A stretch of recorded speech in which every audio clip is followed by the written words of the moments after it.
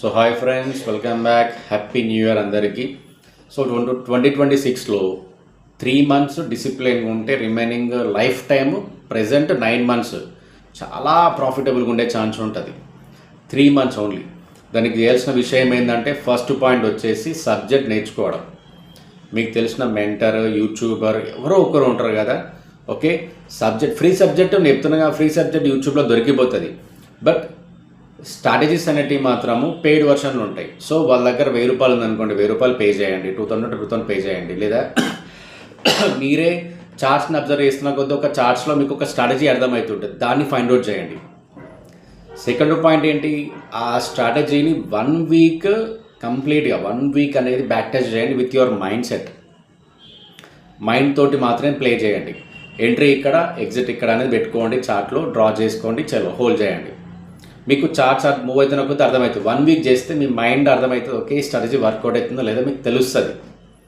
Third point ఏంటి, lot size, timing చాలా important.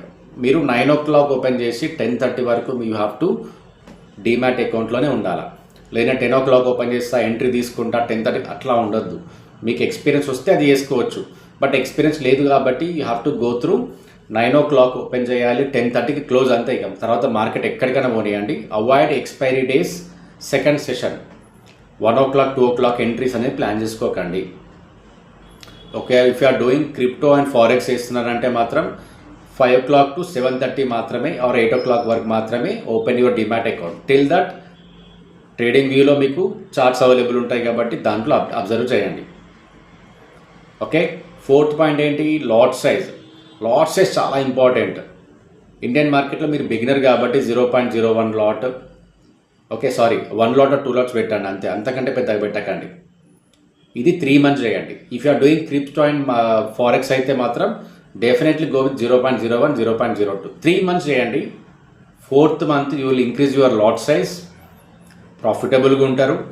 Mind set, first మీ మైండ్ సెట్ చాలా కూల్గా ఉంటుంది. ఓకే, ఎంట్రీ పాయింట్ ఇక్కడ, ఎగ్జిట్ పాయింట్ ఇక్కడ.